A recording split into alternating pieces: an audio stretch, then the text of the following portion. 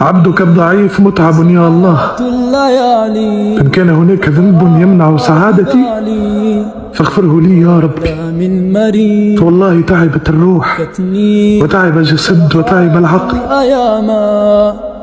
آسف على ضعف حالي يا رب، وأنت أدرى بحالي من حالي. عبدك الضعيف مجروح يا الله، وكان الله المستعان.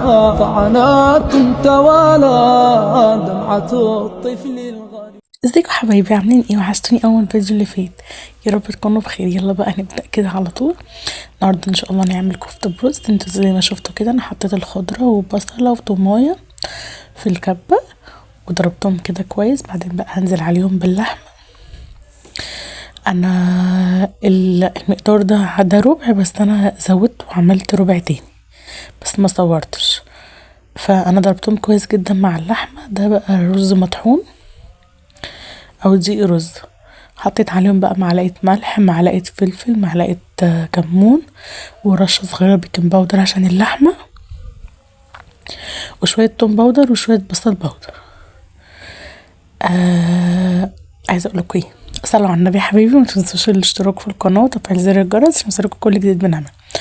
بصوا بقى اللحمه اهي بعد ما ضربتها بالخضره. بصوا احنا بنضربها كذا مره، يعني مش بنضربها كله مره واحده. يعني دلوقتي حطيت الخضره والبصله وطمايه وضربتهم كويس قوي. بعدين رحت نازله باللحمه عليهم على الخضره وضربتها كويس قوي لحد ما اللحمه ذات نفسها نعمت خالص.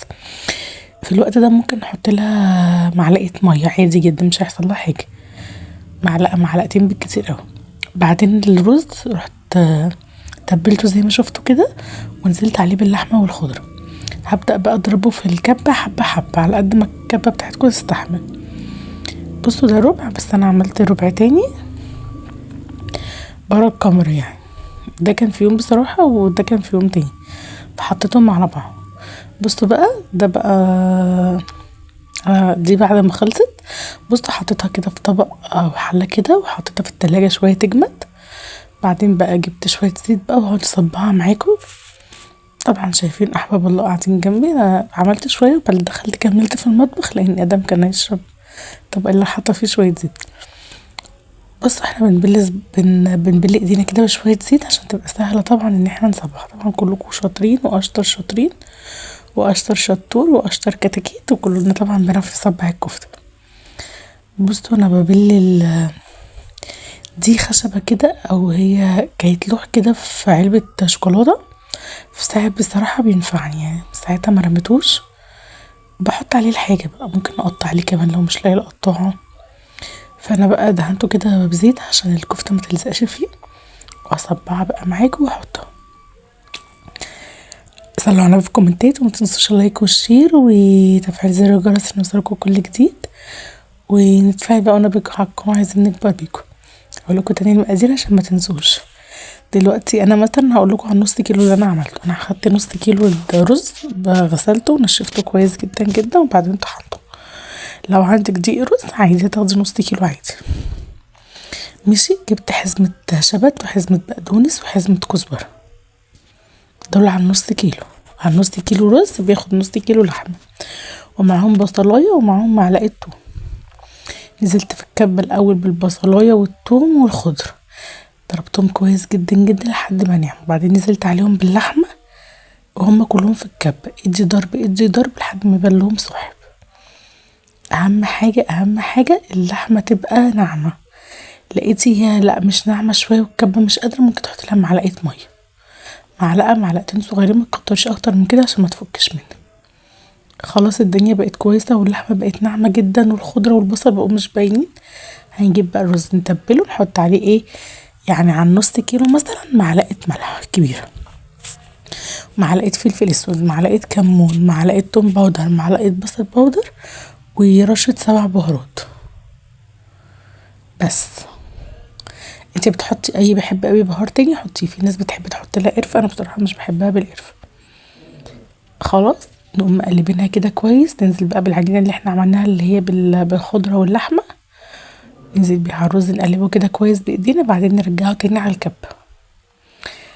الكبه بقى اللي مش هنحطه كله الا لو كانت الكبه كبيره وموتورها شديد بصراحه يسيح. الكبة بتاعتي دي صغيرة وموتورها مش قد كده لسه مصلحوها، فنزلت بيها حبة حبة، ضربتها برضو ضربا مبرحا لحد ما دقيق الرز بقى مش باين خالص، بقت كلها حتة واحدة شبه العجينة. خلاص هي كده بقت تمام، اول ما تحسيها ان هي زي العجينة كده تبقى تمام. ممكن ساعتها تدقيها كده، تاخدي حتة صغيرة كده على طرف لسانك تشوفي ملحها مظبوط ولا لأ. خلاص هي كده خلصت معاكي، حطي بقى في التلاجة تستريح مثلا شوية، وبعدين تقعدي تصبحي. شفتوني بقى وانا بصبح وانا برغي معاكم والعيال واحباب الله، وعملت لكم باي باي. تبقى شكلها بعد ما تصبح، طبعا زيت سخن هنزل بقى فيها واقليها. بصوا انا عامله كمان كور للعيال، لان هما بيحبوا ياكلوا الكور، صوابع وكور هما بيحبوا ياكلوها بصراحه، كلنا بنحب ناكلها كده مقليه، بس انا للاسف مش هخليهم ياكلوها مقليه، لان انا كل ما اعملها وناكلها مقليه بتخانق انا وجوزي. هتقولوا لي ليه؟ هقول لكم ما اعرفش، بس انا اول ما اتجوزت انا ما بحبش مش ما بحبهاش، انا بفضل الكفته وهي مقليه عن وهي بصلصه، كلنا كده.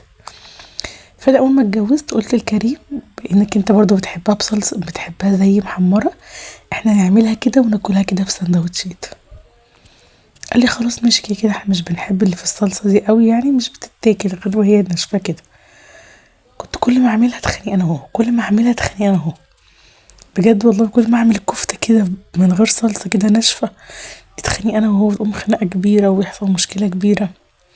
فقعدت فتره كبيره ما اعملهاش، خلاص كنت كرهتها بجد، كل ما اعملها اتخانق انا اهو. حتى هو لما بيسالني انت عامله ايه قلت له كفته، قال لي يبقى هنتخانق النهارده. فانا خلاص من ساعتها حرمت، من ساعه المشاكل كترت بالذات كل ما اعمل كفته قلت والله لا احطها في الصلصه، بس خليت حبه صغيرين للولاد كلوها، وانا بصراحه صباعين وهو صباعين، وبعدين بقى رحت حطها في الصلصه.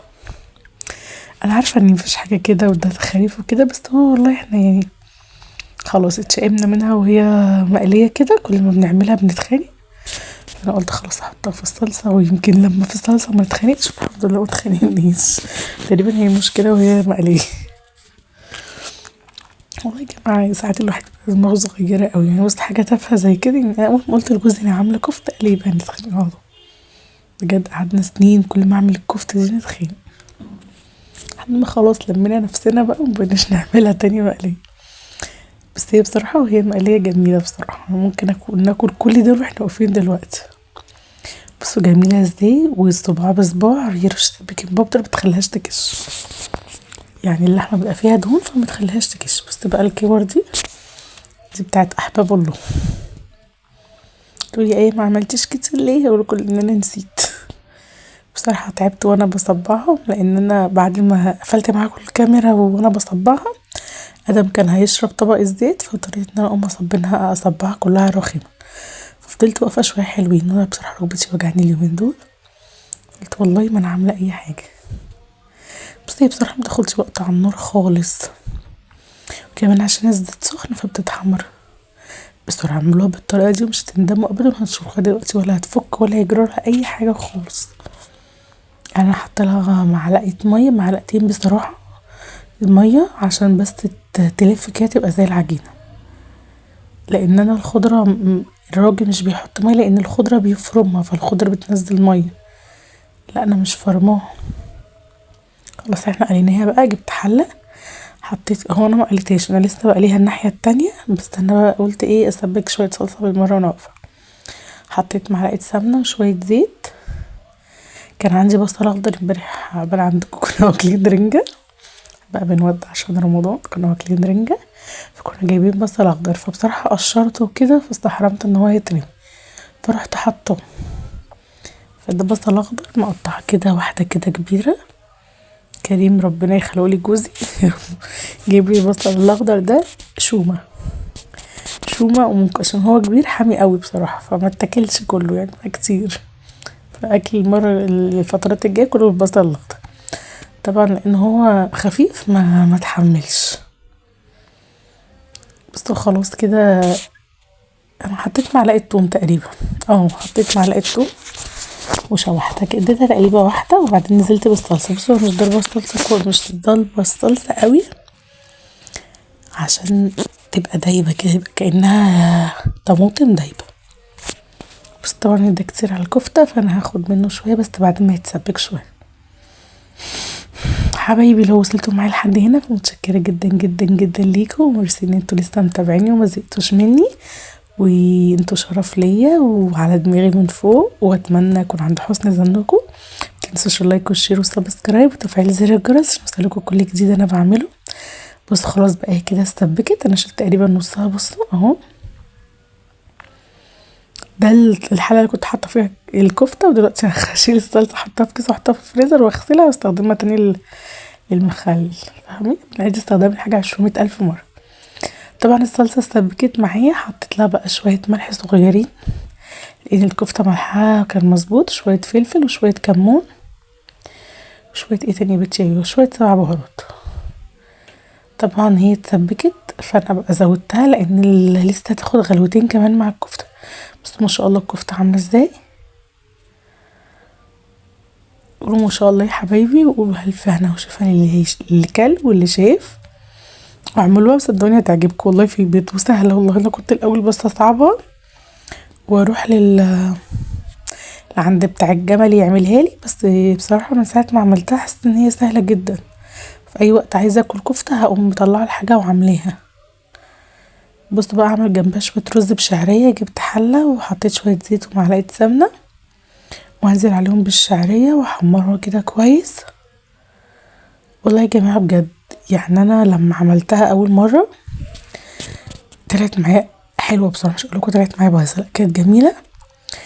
بعدين بقى لما بقيت استسهل اللي هو انا عايزه اكل كفته برز، لسه بقى استنى لو ما جوزي يجي ويعمل، انا مش بعرف انزل بعيال عشان هما ما شاء الله فوق بعض، فمش عارفه انزل بيهم في السوق لوحدي. وكمان عندنا هنا انا ساكنه في حدائق المعادي، فمنتشر عندنا قوي خطف الاطفال، مش عارفه الفتره ديت اطفال كتير قوي ضايعه واطفال كتير بتختفي بيتخطفوا.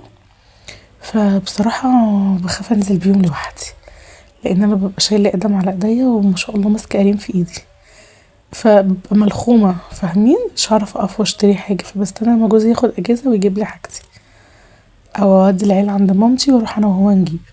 فبصراحه بيبقى صعب جدا ان انا انزل اجيب حاجه وهما معايا، يعني بروح عند ماما اصلا، ماما بعديه بشارعين، انا بركب توك توك. والله من ساعه ما حصل كده حوار الخطف والحاجات دي بنزل بالبيت ماما من بيتي اللي هو بيت امي بعديه بشارعين، اركب التوك توك الشارعين دول. والله يا جماعه ربنا يعدي الايام دي على خير. طبعا حمرت الشعريه معاكم، دخلتكم في موضوع تاني خالص، وغسلت الرز كويس وبعدين بقى هديله تشويحه. تقولي ايه النار مطفيه؟ هقول لكم انا طفيها عشان الشعريه ما تتحرقش، لان انا سبتها حمرتها شويه. بعدين رحت شفت العيال كانوا ماسكين بعض بيقطعوا بعض فطفيت عليها. حطيت الرز بقى كانت لسه سخنه، هولع بقى عليها دلوقتي، او اكيد ولعت كده، ولعت عليها بقى وهقلبها تقليبتين كده كويسين مع بعض. عايزه اقول لكم ايه، كنت بقول لكم مش فاكره، كنت عايزه اقول لكم حاجه مهمه بس مش فاكره. كل سنه وانتم طيبين يا جماعه، احنا خلاص داخلين على نص شعبان، كل سنه وانتم طيبين وربنا يبلغنا رمضان يا رب، لو فاقدين ولا مفقودين، وربنا يفك كرب الناس كلها يا رب. وادعوا لنا بقى. هتقولي يا اما حطيتش ميه سخنه ليه؟ اقول لكم كتل بصل، كتل جوزي مش عايز يجيب واحد، فانا حطيت ميه من الحنفيه عادي. انا عندي الرز ده، تقولي الرز اللي جوزي جايبهولي ده للاسف بياخد ميه كتيره شويه عن معيار الرز العادي، فعشان كده تلاقوا الميه مش مرط، لان انا سويته بالمعيار اللي انا بعمله، قعدت فتره طويله وكل شويه ازود له ميه. بص بقى الكفته ما شاء الله ولا فكت ولا جرالها اي حاجه ازاي. طبعا خدت اسبوع بس ما شاء الله انا كده بقى خلاص طفيت عليها. بصوا الله اكبر عامله ازاي، صلوا على النبي يا حبايبي، شايفين؟ قولوا ما شاء الله. وادي الرز انا بقى طبعا هغرف ناكل احباب الله، وهنستنى بقى اما جوزي بيجي على حوالي الساعه 10 كده. طبعا الاكل كان برد فسخنت الرز في الميكرويف تاني عادي، والكفته سخنتها على النور، بس كان لازم اعمل اكل بدري عشان احباب الله صاحيين النهارده بدري يا جماعه، دول صاحيين الساعه 11 ودي اول مره تحصل في التاريخ، لازم يتغدوا بدري. مش على الساعة 4 يا دوبك نفطر نلاقي بوم جه. لما نفطر ونروق ويستحموا ويغيروا بيبقى بوم جه خلاص.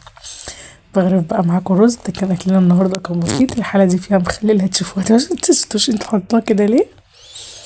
حطيت فيها المخلل ده كده. جوزي جه وجاب لي المخلل. متنسوش بقى اللايك والشير والسبسكرايب وتفعيل زر الجرس عشان يوصلكوا كل جديد. بحبكم قوي قوي في الله، ومتنسوناش من دعواتكم. كل سنة وانتم طيبين، ورمضان شهر الخير والبركة. ربنا يا رب يبلغنا رمضان لا فاقدين ولا مفقودين، وكل سنة وانتم طيبين. والايام بتجري بسرعة. ده بقى الكفتة شايفينها عملت ازاي. هغرف بقى وناكل. والله الاكل كان طعم وكان عايزكم. اشتغل مع بعض شوية في القناة ونعمل كومنتات ولايكات كده. ظبطونا، عايزين نكبر بيكم كده. نبقى خلصنا وباي باي.